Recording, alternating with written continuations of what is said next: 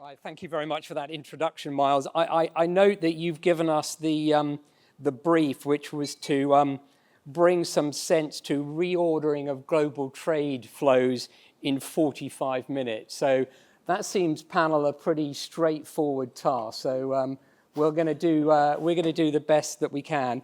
I've tried to break this down into sort of three broad themes. So I think, first of all, I'm going to try and look at this from a global perspective, and perhaps look at some of the themes from that we're seeing on a sort of a both geopolitical, but from a sort of a macroeconomic sort of perspective on trade flows. I know it's incredibly challenging at the moment to give a perspective on exactly what is happening, given just the sheer amount of volatility and that we've sort of had over the last sort of 3 months. But then secondly, sort of bringing it down to a sort of a UK, giving a UK lens, I think, on that and looking at it from a UK perspective. And then thirdly, to look at what does from a sort of a UK government, so we talked a lot in some of the panels today around the role that the regulators play, how do they fit in, and how do we, the sort of business owners in the room working across sort of global businesses, how do we interact with government, how do we interact with regulators in the context of the sort of the changes that we are seeing around trade flows. And I'll just start with one observation from a meeting that was actually held just over a week ago, so the day after the tariff announcements in the US.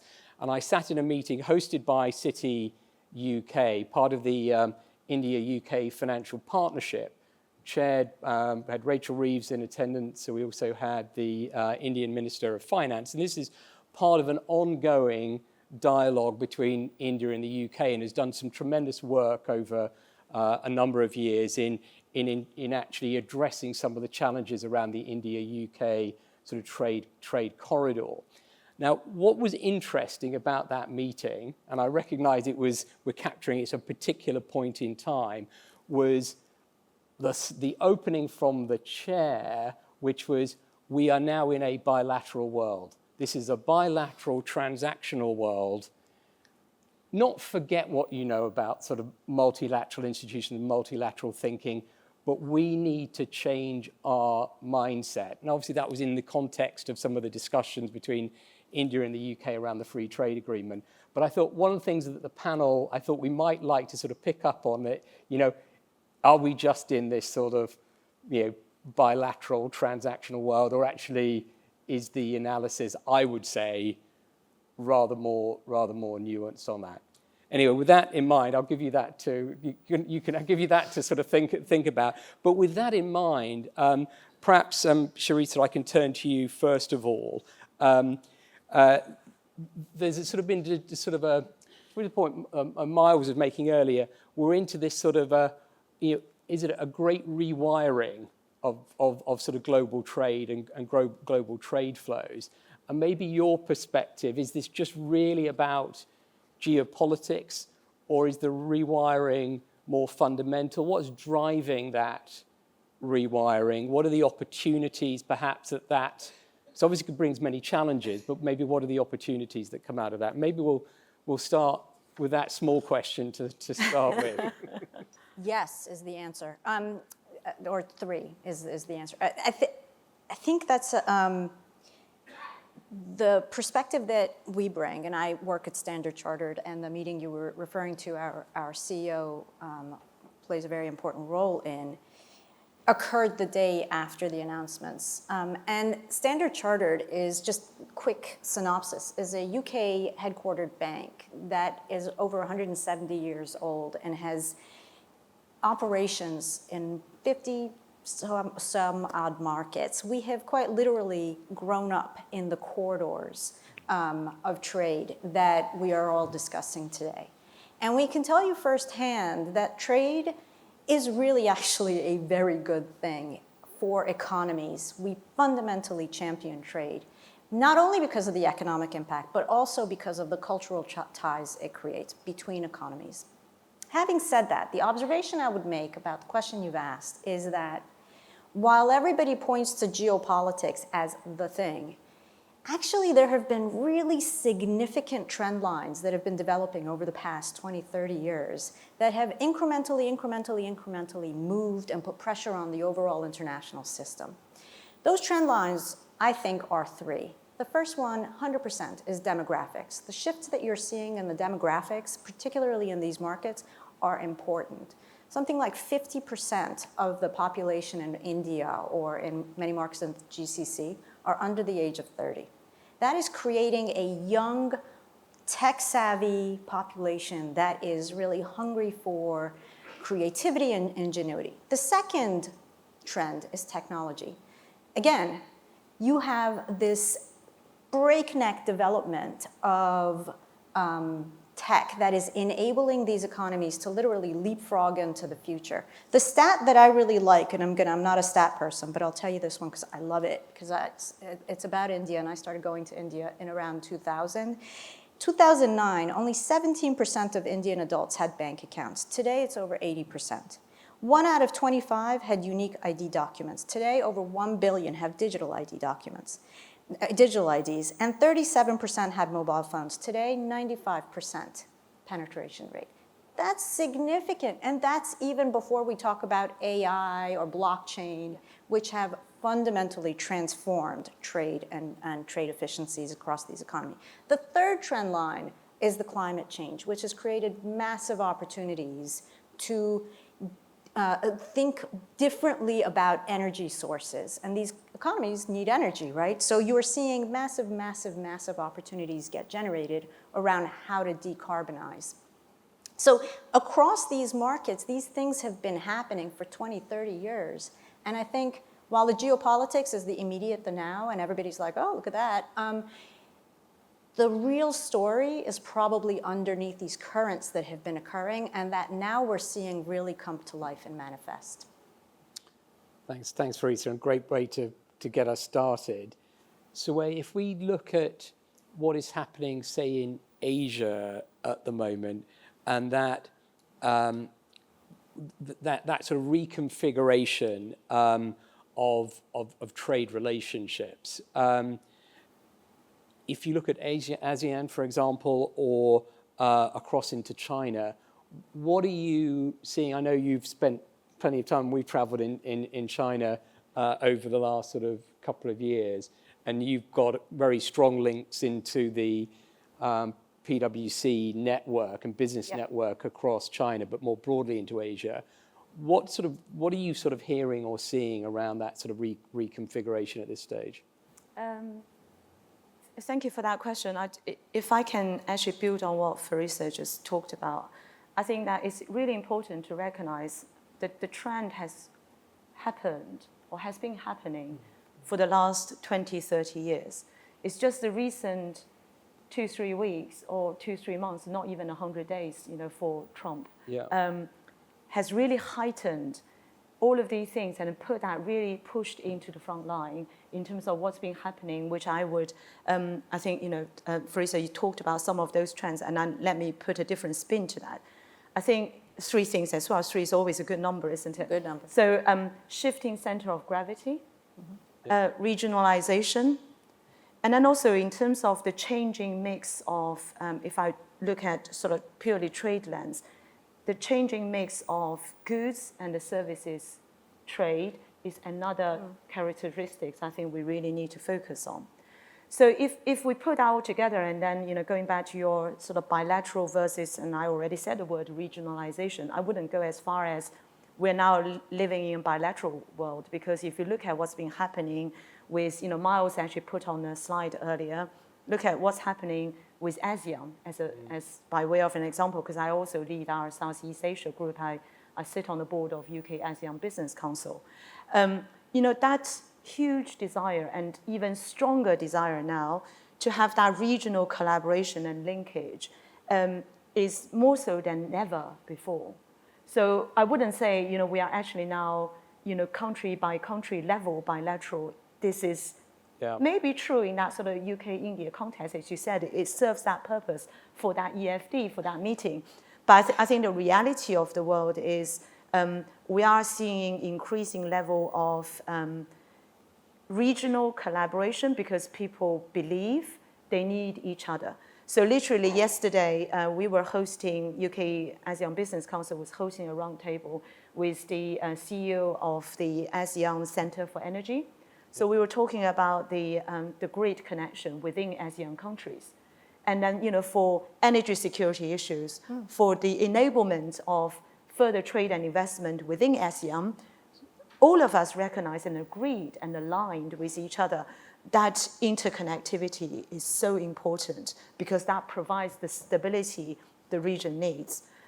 So if you then look beyond that, I think the other phrase I often use is, people are now looking more at geopolitical friendshoring when it comes to trade and investment.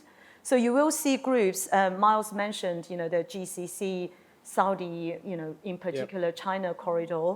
You'll see the China-ASEAN corridor, which is slightly more complex because I think they have to balance the kind of economic benefits versus the geopolitical tension, South China Sea, Taiwan, and all of the rest put together. Yeah. Africa, we haven't mentioned Africa yet, and I think that would be a very important part of the overall element. And, Farisa would know better than I do because Standard Chartered operates in all of those corridors, and we work very closely together in those corridors. So I think, the sort of messaging we've been putting out to our clients then, if you look at trade-led investment reconfiguration, is to look at how you explore new market or accelerate the need to be exploring new market. So, I was recently talking to a retailer from Scotland, and, China and Southeast Asia was 5 years out for him. But now he rang me up, the day after the Liberation Day announcement. It's like, I'm going to give up on US market, so Suwei, how can you help us to look at Asia instead? Yeah. So now it's the next 12 months rather than in 5 years' time. Yeah. And then also supply chain is the same, is how you then remap your supply chain. Yep. It's not about, giving up one over the other. It's about diversifying. It's about rewiring, if I can borrow that word, and then be closer to the market you operate in.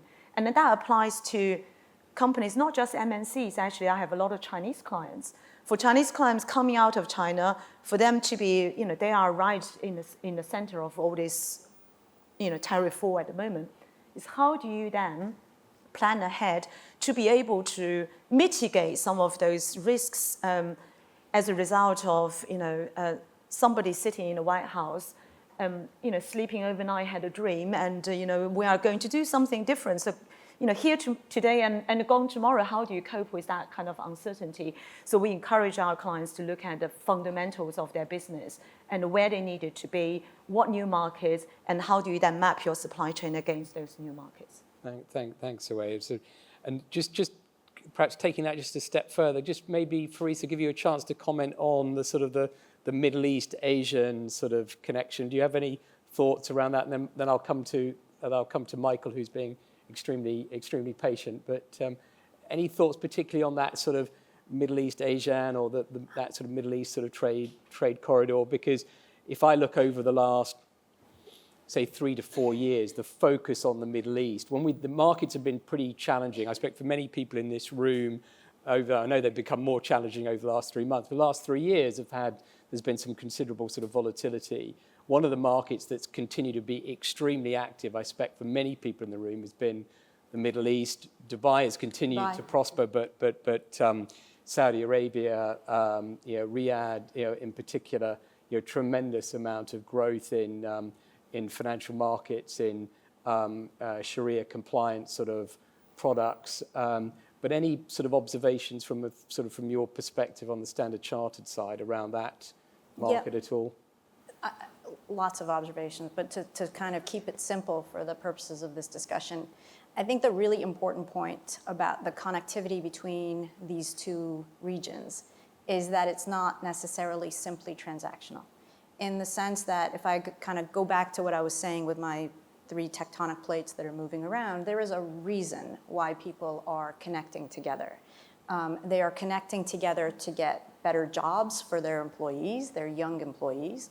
They're connecting to address cultural or religious needs in their markets, or they're connecting because they need access to technologies, right? So these are the fundamental drivers that are connecting, putting that pressure to connect.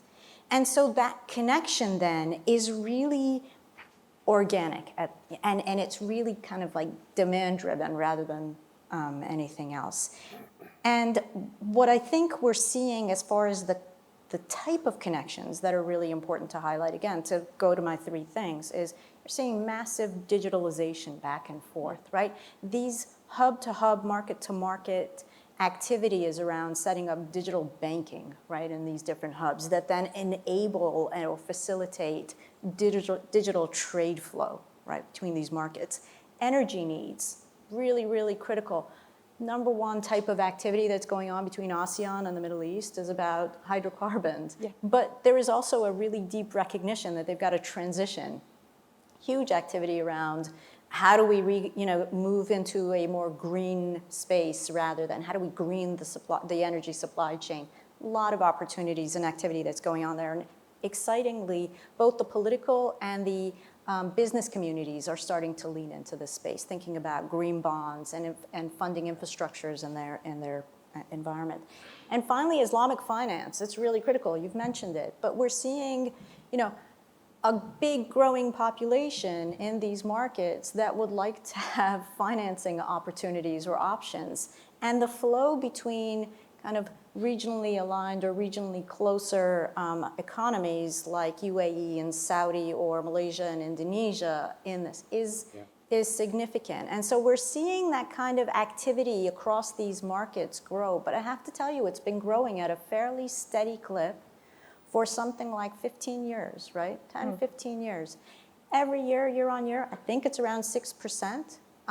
And it's not slowing down. I mean, let's see what happens. But that kind of like keep it going is happening. And then the final thing I would add is because of that organic nature, that market to market, governments are starting to get, maybe we need to now formalize these relationships a little bit. So we're seeing, and everybody refers it to the proliferation of agreements and trade agreements.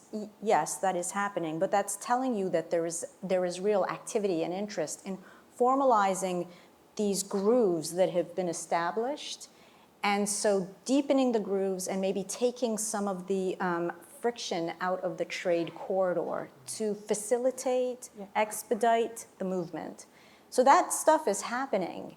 And it might not be instant or super visible, but we've been seeing it year on year for a significant number of years. Fantastic. Farisa, thanks. We're now going to shift to sort of look at some of these topics, but Michael, more through a UK lens. Yep. And I suppose your thoughts on where the UK sort of sits. You're obviously the UK country head for State Street. How can the UK sort of leverage the expertise, the people in this room, the institutions that we all work in? How can we sort of leverage that expertise in the context of the sort of this reordering or this global sort of reordering that we're perhaps facing into now? Sure. So I'm actually quite optimistic as to how we could leverage, because there's an enormous amount of talent. We've had a number of panel sessions, a number of MPs that have spoken. And there's a very consistent theme, but maybe if I can unpack that theme just a bit further and actually really touch on what Farisa and Suwei have both said about their respective kind of coverages and markets. But if you think about what we have here in the UK, I mean, actually, let me pivot back to how we opened this discussion, talking about Liberation Day. I mean, there's a void out there. And I actually think as a nation, based on our expertise, whether that's through legal, financial services, insurance, pharmaceutical, tech, academic, we have world-class institutions and world-class individuals within those institutions. And so whilst there's this, what feels like a void, actually that's an opportunity, I think, for the UK.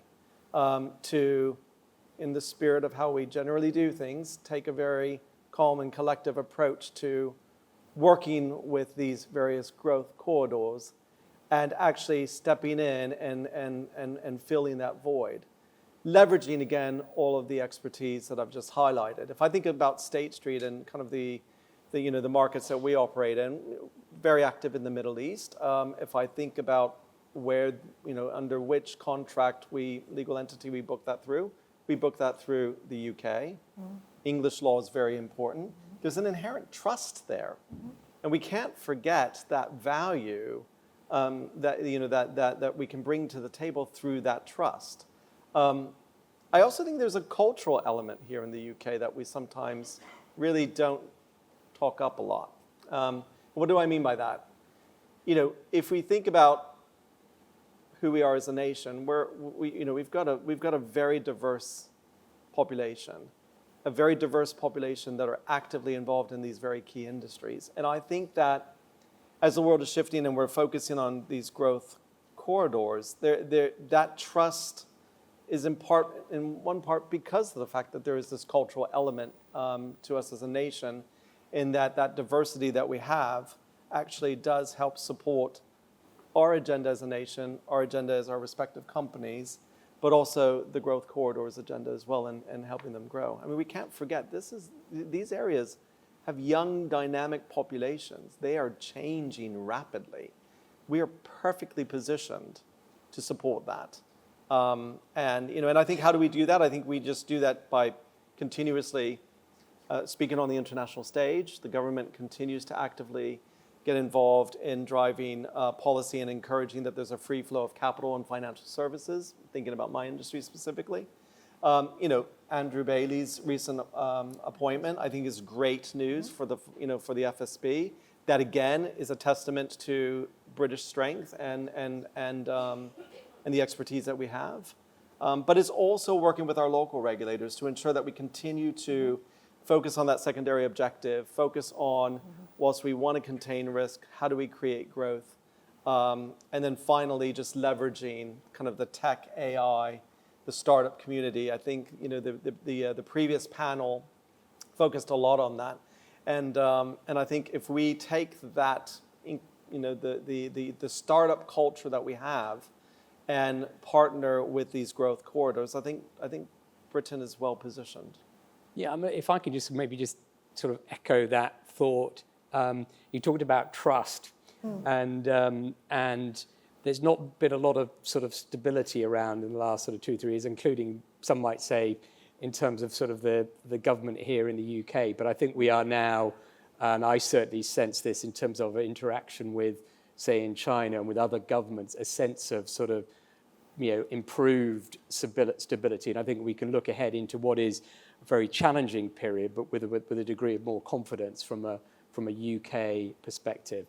But actually, if you look at what the city of London has always brought to the table, it is that sort of collective understanding of the markets and the global markets in which we operate. And I can promise you this was not planned, but I sat in the boardroom of State Street 2 weeks ago with partners from my Washington office and from my Beijing office, talking precisely about how do we, given our understanding and our perspective on the regulatory environment, the challenges that we're all facing into, how do you navigate those challenges? And what we have collectively in London through the organisations that are sort of represented here, and the City UK sits very much at the centre of this ecosystem, is a huge amount of collective muscle memory, an understanding of how to deal with these periods of turbulence and change. And I do think you can use the term here unprecedented in what we are facing into right now. But the organizations, the boardrooms, and the people that we are all talking to in our day-to-day, and to our colleagues, are looking for assistance to help navigate those. And I think if you look at the trust that I think that sits, for example, if you look at English law, one of the great exports. It's certainly been the foundation of my career, and for many of the organizations here in Freshfields who are sponsoring it today. English law has been at the core of that. And the court system here, the regulatory structures that have been put in place that are underpinned by transparency, by clarity, and I think the way in which we promote that is going to continue to be extremely important as we adapt to really, I think, what will be a challenging period ahead. And I think we look at what the city brings. It is that sort of collective understanding. And I think I would probably emphasize is the importance of listening at the moment. Mm-hmm. There's a lot of talking going on, and there is a huge amount of noise. But actually listening, understanding, and bringing those broad, for State Street, for Standard Chartered, for Pricewaterhouse, so the organizations here that span offices across the globe, listening to what we're hearing from our colleagues, replaying that, testing it, thinking it, and sharing it, I think there's a really sort of critical part of that. So then maybe coming on to that theme, Suwei, just a little bit around the sort of the UK government, the sort of the diplomatic channels. We both sat in, we were involved in the EFD I think in Beijing with Rachel Reeves. We see the effort that our colleagues are going to, whether it's in the embassy in Beijing or in Washington or across the globe. What role can the UK government, I know you work closely with the FCDO, with DBT, I think there's a lot of effort and work there that is often below the surface, is often not seen, and that's a great channel, I think, between sort of business and sort of government. But any sort of particular thoughts on that in this sort of current context? Yeah, no, absolutely, because going back to what Michael said, there's a huge void out there. It's not just a void in the business world, it's a sort of, in a kind of public sector and the diplomatic world. So if you look at the UK, I don't think we actually recognize this enough. If you look at what we have been doing for the last 6 months or so, we are probably the only developed Western nation who is having a proactive dialogue with China. You talked about the economic and finance dialogue. At the same time, having a proactive dialogue, so EFD, India, EFD, you just referred to, an FTA negotiation with India, and FTA in negotiation with the US. And we are the only Western country as a dialogue partner to ASEAN, and also the first one to actually have accession to CPTPP as the free trade agreement. So if you put, I'm sure there are many other, more we could put on the table, but if you put all that together, nobody else in the G7 country as a starting point is doing what we do. And it's going back to that being a source of trust and a source of stability, and what we can actually step up as a nation to do to build bridges and connecting the dots right now. If we're being smart about that, I think UK as a nation has a lot to offer. And US, I'm still very staggered by, in less than 100 days and what Trump and his administration has done to really reduce the soft power US has around the world. In week 3, he canceled US aid around the world. And I work in the international development world, with FCDO, as you mentioned earlier. That shockwave that sends through the international development sector, that will take a generation to overcome. Mm-hmm. It's not something that you could reverse overnight. And then the implication of that, both economically, financially, socially, that deep embedded impact, how do we then take a leading role in helping to put more of that kind of international development, trade and investment, economically, financially, geopolitically, I think UK has a huge role. We can actually build this together. Give you 2 specific examples, because as you said, we talk too much, but we don't actually translate those into action. But there are actually specific things that can be done. So we are currently leading a program on behalf of the FCDO in Nepal that started in September last year, called Green Growth Nepal. This is actually helping the country to look at building up that sort of green growth industry. And then one of the things we are going to be putting in the pipeline for the next 5 years is actually helping the government there to come to London and leveraging our capital markets here to raise the very first national green finance bond on the London market. This is the way where you then kind of combine the international aid budget, but then leveraging and crowding in, private capital, but also leveraging London as a center of that trust and stability to help developing world and helping to connect the dots. So that's sort of number one. Second example, going back to the roundtable I just talked about, the CEO of the ASEAN Center for Energy, was speaking about in order for them to connect the grid in ASEAN, they are estimating minimum $250 billion is needed by 2040. And then they were looking at the UK, and then that's part of the reason he was here, to see how we can actually help with not just the financing, but source of technology, source of supply chain, and then actually helping to pull all of that together. And I don't think any other country could do better than we can.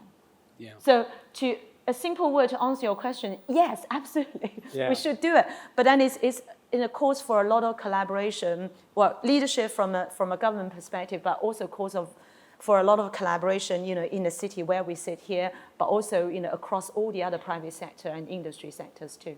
Yeah, no, thanks, Suwei. Michael, maybe a thought from you. Actions rather than words. An action for the sort of the UK government, or for that you think that people should. Where should the focus be? Yeah, I think the focus should really be in probably 4 areas. So I'm going to add one to the I'll give you 4. I'll give you. If I'm allowed to have a 4, it's definitely continue the dialogue, step up and fill that void and take and drive the dialogue internationally, specifically in these growth corridors. I think maybe the second would probably be, continue to focus on frictionless flow of capital. I think that's extremely important, both globally as well as domestically. And then similarly, the third would be banking services. I think if we continue to focus on, if the government continues to focus on driving that narrative and pushing for frictionless banking services, again, both domestically and globally, we would benefit. And maybe the fourth is actually pretty similar to previous statements that were made here today, and that is immigration, and specifically probably the students that we're educating. I mean, we've got world-class universities, and the world's brightest talent are coming to Britain to get educated within our universities. And a lot of these universities have startups, they have kind of incubation labs. A lot of them have funding tools for that. But most of these students are not staying, because if they're coming from abroad, there isn't a natural tool within the system to allow them to stay. So why do I highlight that? Because everything that we're talking about today is about what we're doing for today and maybe for the next 15, 20. But I think 20 years out, I think if we don't focus on that pipeline of talent that we're growing here domestically, we're not building for the future. We're not cementing our position for the future. And I think that the government should try to spend some time in that space as well, to give us a holistic, immediate growth path, but also a long-term 20, 30, 40-year growth path. Okay. We're coming sort of towards the end of our time. Farisa, I don't know whether Michael has taken, or did you any sort of thoughts or perspectives on sort of steps or areas we should sort of focus on? I think I have only one thing I wanted to add. We've talked about trust. We haven't talked about innovation. And I wouldn't undersell the UK's reputation internationally around being a center of innovation. The job description is this: cool-headed, calm, to navigate through the storm, but also an explorer who's willing to walk into the unknown. That's the UK, right? That's the job description. And if you think about what is needed in these corridors, it's the ability to do those two together in a seamless way. Yeah. Again, that's London, and I don't think we should shy away from that. Those two halves come together. So that leads me to 3 types of things that I think the UK could do, not just to help support these corridors, but also to take back into the UK from these corridors, because it's got to be symbiotic, right? So we've already talked about being an enabler, right? You've got to, a capacity build, share information, all of that. But there's a lot you can also pull back and learn. Look at what India is doing with its tech stack. It's really interesting. Singapore, its PPP programs are phenomenal. 1, enable. 2, facilitate some of the stuff we've been talking about around being in the middle and thinking about it that way. The facilitation activity set that the UK can do and the UK business community can do. Huge, but again, you can take back from it. And then the final is the convener point.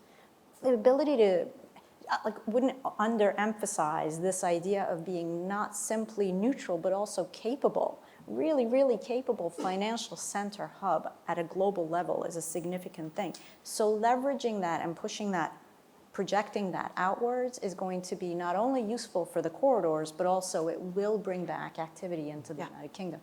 So those 3 are the things I would emphasize. So we've got got a couple of minutes left. So I was going to turn to the audience. There has not been a rush of questions coming through. You'll be relieved, perhaps, to know. A rush of questions coming through on the iPad, but if there are questions in the room, we'd be happy to take them. And maybe while people are thinking, while people are thinking about that, I'll just come back, because you just put me in mind of my very first day, which sadly is nearly 30 years ago, but I can remember coming into a discussion in my first day as a trainee lawyer, being told that Frankfurt was going to eclipse London as a financial market.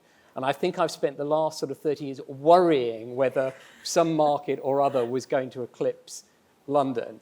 And I think when faced with the challenges, obviously we've been through the process around Brexit, and whilst I don't think we should be complacent of the role that London plays, I think the point, Farisa, you've made, and again, Michael, all 3 of you, in fact, have made, is that actually there's a tremendous amount of value that has been built up within this ecosystem, and that actually we've weathered some tremendous challenges over the last 30 or so years. I think we're facing into another critical time, but actually, if I look around this room, I look around the sort of dialogue that's generated, in the city through the organisations we're in and through City UK. I actually think, whilst it's quite easy to sort of kind of put your head in your hands and think, what has happened and how are we going to do this? I think actually, when you look up and you start talking and you start listening and thinking the way through it and trying to break it down in the way that I think you on the panel have done today, it then becomes more manageable, and we will move through this. But we have a question. Sorry, the question here. Yeah, please.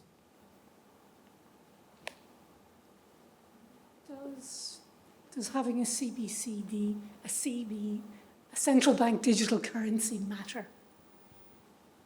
I don't know whether we have. I don't know if we have any experts on central digital currencies. I can say that I know we had a speaker on a panel earlier today. What I would say on that point, from my background prior to being the senior partner at Clifford Chance was in capital markets. I think having a centralized currency, I think a digital currency, I think is important, because it's moving the game forward. This market and the city has always been at the forefront of innovation. And I know that my colleagues, and I'm sure teams at law firms all across the city are looking, and I know are working on the technology that sort of sits behind that sort of central digital currency. So I think it is important. I think it will happen. And I think we've got a regulatory environment and a legal and financial infrastructure that actually can continue to drive that sort of innovation. But the test will be in, can we make it accessible? Mm-hmm. Can we make it, the point somebody was making, I think one of the panels earlier, about that we're rapid sort of as consumers of technology that works for us. And the challenge I think we're in at the moment, when I talk to my colleagues who are trying to address some of the legal and technological challenges around having digital currencies will be, can we produce something that the market can work with? If the market sees the value, if it can reduce, Michael's point about reducing friction, if we can reduce friction in payments, in transferring values, and we can find a way that does it, that people can access, then we'll have a way forward. I don't see any more hands. We have literally a minute, so I think Miles will give you a minute and 23 seconds back on your timetable. But if I could just maybe we could thank the panel for their contribution. Thank you.